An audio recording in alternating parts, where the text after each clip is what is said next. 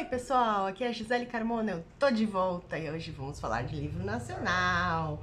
Um livro nacional que mistura de uma forma muito bacana a questão da fé. Tanto uma fé atual quanto uma fé antiga. Bora lá comigo? Vamos falar sobre o Tocador de Trovão.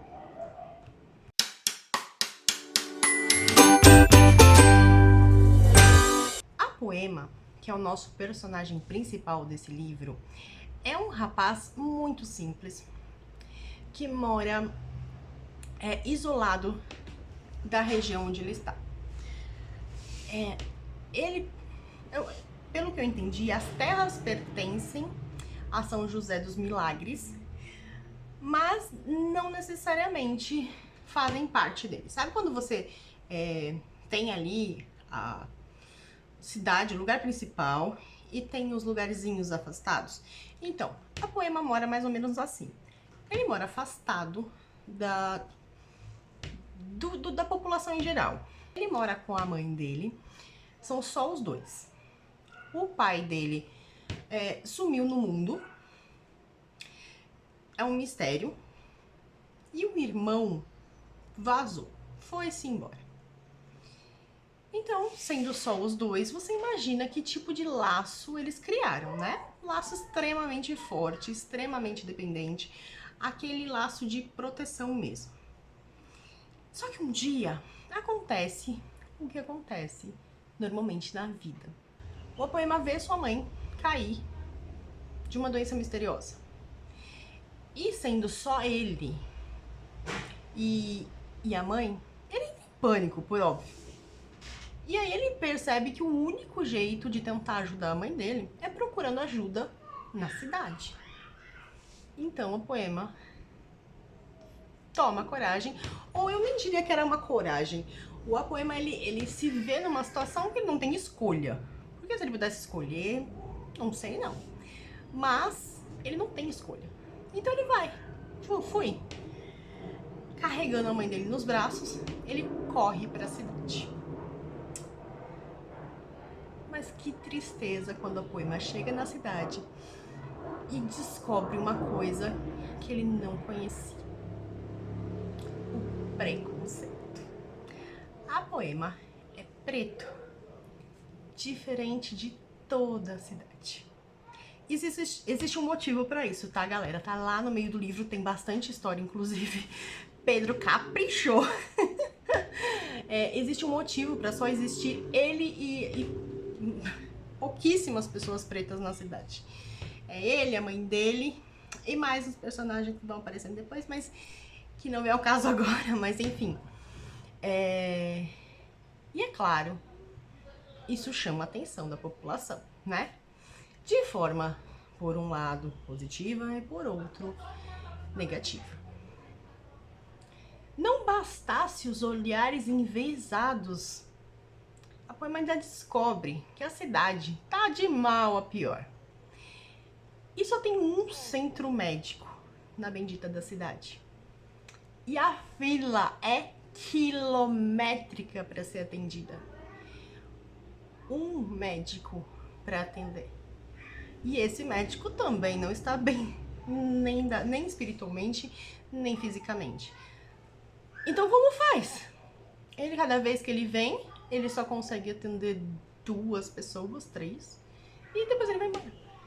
E as pessoas ficam na fila, dia e noite, esperando sua vez. A Poema acaba tendo que ir pra fila, ele não tem escolha. Mas a mãe dele tá morrendo, né? Não é uma questão de uma gripe, né? Porque ele tá com uma tosse. Não, a mãe dele tá morrendo nos braços dele. E ele fica na fila. Inclusive, quando ele faz amizade com o seu João, que é o homem que é o sapateiro da cidade, que tá também com problemas sérios de ciático e precisa também ficar na bendita da fila um tempão. E eles trocam uma ideia. O Poema já não bastasse todos os problemas da vida dele, que ainda vão ter muitos mais, ele também é surdo. O Poema tem uma deficiência auditiva por conta de uma má formação nas orelhas e provavelmente no canal auditivo e tudo mais, né? E só que ele até consegue ouvir as pessoas, mas de um único jeito. Ele precisa encostar nelas. Ele precisa conseguir tocá-las. Mas tem um outro jeito também que o Apoema consegue ouvir, que é no mundo espiritual. Sim, não bastasse o rapaz nascer numa região afastada, onde ele é extremamente... onde as pessoas não veem com bons olhos a cor da pele dele, mora sozinho com a mãe, ainda por cima, o rapaz tem uma espiritualidade avançada, assim, sabe? Sabe aquela pessoa que nasce e você fala assim, puta merda, você quis tudo pra você? Então, é o Apoema. E assim, ele é de um coração tão bonzinho, tão amoroso, é uma pessoa tão incrível, que, cara, dá pra entender muitas coisas pro final do livro, viu? Dá pra entender. Enfim, né? O livro do Pedro é mega extenso. Tem 500 e poucas páginas, deixa eu até confirmar. No físico ele tem 600 e poucas páginas. Enfim, é um livro longo, com muitos detalhes. O Pedro ele toma bastante cuidado com essa questão de criar mesmo o universo, né? E aí eu comecei a ler, e eu já tinha lido Uma Colheita de Inverno. Quem não leu, aliás, eu recomendo muito ler, tá? Porque passam-se no mesmo universo. E uma valoriza a outra. Eu acho que vale a pena. E eu fiquei feliz de ter lido primeiro A Colheita de Inverno para agora ler O Tocador de Trovão. E eu acho que vocês deveriam fazer a mesma coisa. Ler O Tocador de Trovão depois da Colheita de Inverno. Porque eu acho que casa bem e fica... E é legal quando você identifica personagens, sabe? O Apoema tem uma ligação forte com o mundo espiritual, quando ele toca o tambor. E eu achei isso também bem legal, hein, Pedro? Nossa senhora, eu achei de uma sutileza tão gostosa. Cara, é muito bonito ver a forma como você mescla as crenças e torna tudo tão poético. Enfim. Então, para que ele possa alcançar o mundo espiritual, o Apoema toca tambor. E ele percebe essa capacidade dele, mas assim, eu vou te falar, o Apoema é covarde, ele é cagãozinho. O Apoema foi tão protegido pela mãe, num caso tão forte, que isso tornou ele um pouquinho... Enfim, ele é um cara que ele tem medo de tomar decisões, de seguir em frente, de fazer o que lhe deve ser feito ou aquilo que se espera dele. Isso entra um pouco, eu acredito, na questão de que, tipo, além dele ter um coração muito bom e de ter sido também criado distante, a mãe dele tem ela tem uma vivência de tristezas que fizeram com que ela tivesse uma casca, sabe? E isso tornasse ela... não diria fria, porque ela era muito amorosa, mas insegura com o mundo. Então assim, cara, você vai largar um menino com deficiência pro mundo e você sabe que vai maltratar ele de propósito, sabe? Então dá pra entender esse excesso de proteção que a mãe teve em relação ao Apoema. Mas, infelizmente, ela falece na fila, esperando o atendimento, que nunca chegou. E aí, cara, ele tá perdido, né? O Apoema se vê completamente perdido. E ele tinha feito uma promessa pra mãe. A mãe pediu pra ser enterrada no cemitério, né? Tomista, que eles falam, que é da religião lá da região, são os tomistas, que apreciam o Messias, né?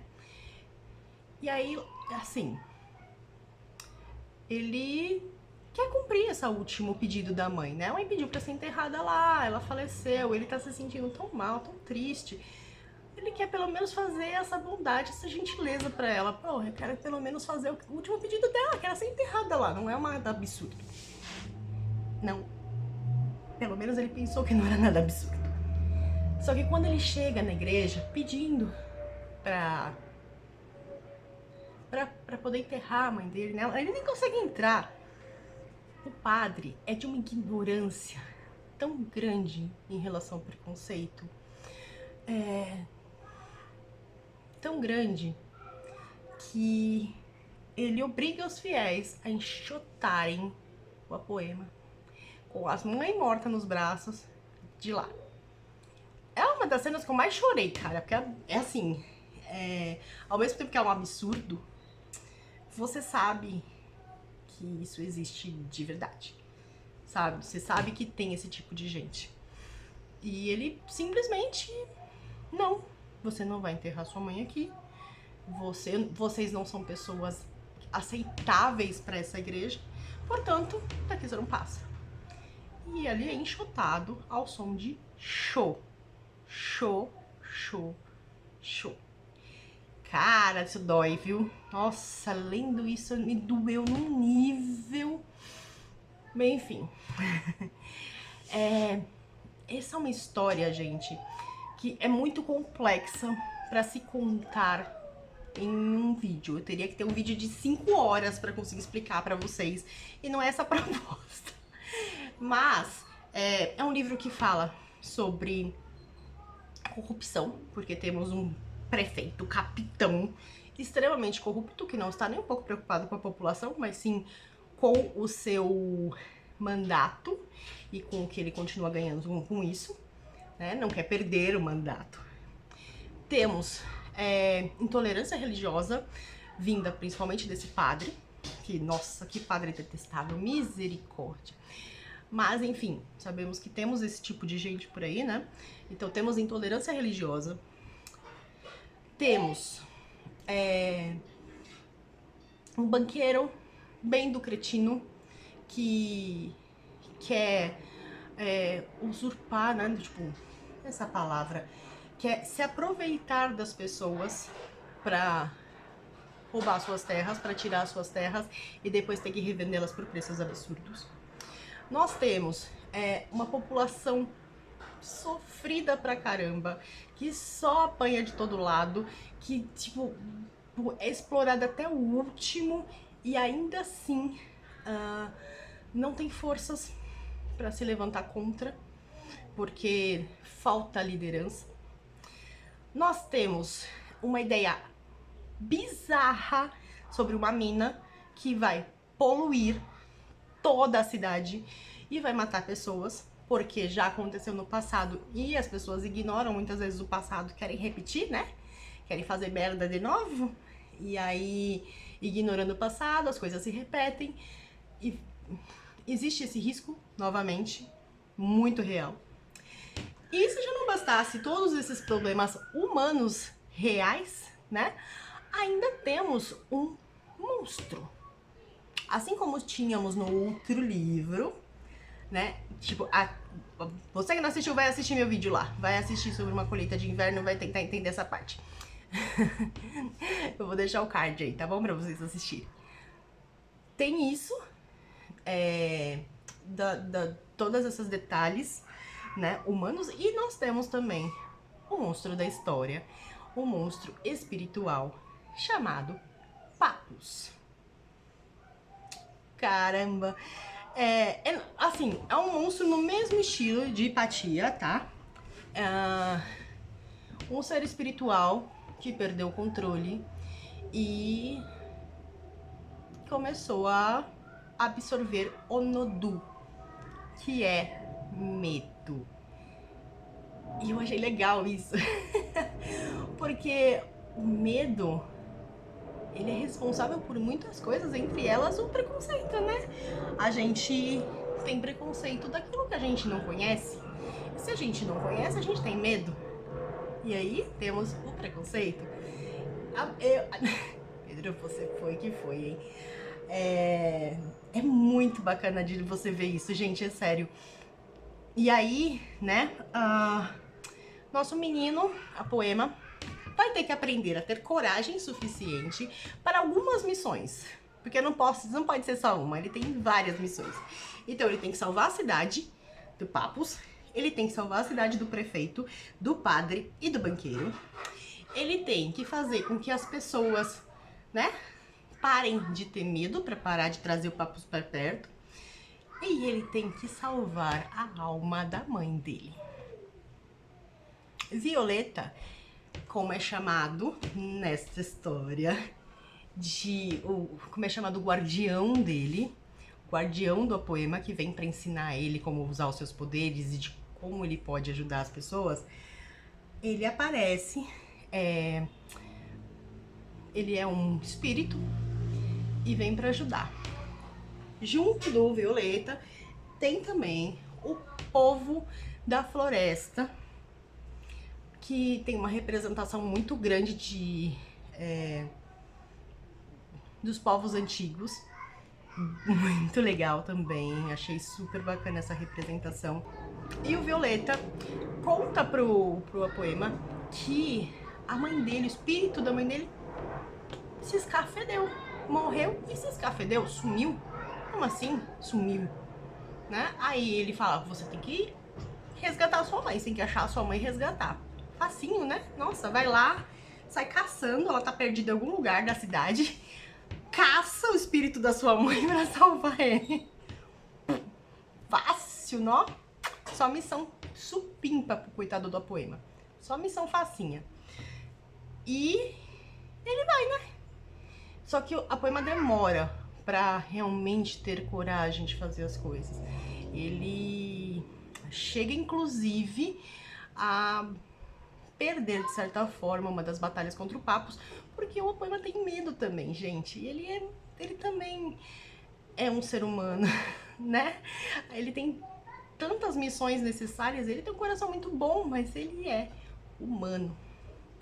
E ele é um humano que vê a raiva e o ódio muito de perto. Enfim. Ai, gente, eu não vou poder falar mais, porque senão eu vou começar a dar spoiler de um monte de coisa e não dá, né? Não dá, vocês precisam ler o livro. E o livro é incrível, pelo amor de Deus, leiam. Pedro, de novo você quer me fazer torcer o seu pescoço no final do livro, né? De novo, rapaz. Eu vou dizer pra vocês por quê. O Pedro, ele adora deixar umas pontinhas soltas assim, sabe? Na história. Pra poder depois puxar. Tô de olho em ti, hein? Eu tô ligada, já percebi. E agora, estarei eu aqui, esperando pra saber o que acontece de novo. Ai, Pedro. Assim, o que eu posso dizer pra vocês? A história do vilarejo se encerra. Tem começo, meio e fim. E é isso, tá? Não fica nada em aberto. Temos vários personagens interessantíssimos que vale muito a pena a leitura, tanto vivos quanto não vivos. O final é muito bom, muito bom. A conclusão com Papus é sensacional, eu gostei muito, me pegou de jeito. E a única questão aí é que, assim, os nossos personagens principais não se encerram por ali. Aparentemente se forma uma nova jornada. E é aí que... Ai. Tá, Pedro, agora tu escreve, hein? Tu escreve correndo, que agora eu quero saber. Vai. Não quero saber, vai, escreve. Eu preciso demais. A Poema.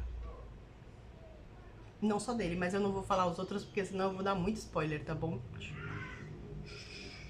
Prometo que fico quietinha. Mas escreve. Mas é isso, gente. Eu acho que vale muito a pena. É um livro que fala sobre religiões, sobre fé. Acima de tudo, sobre fé.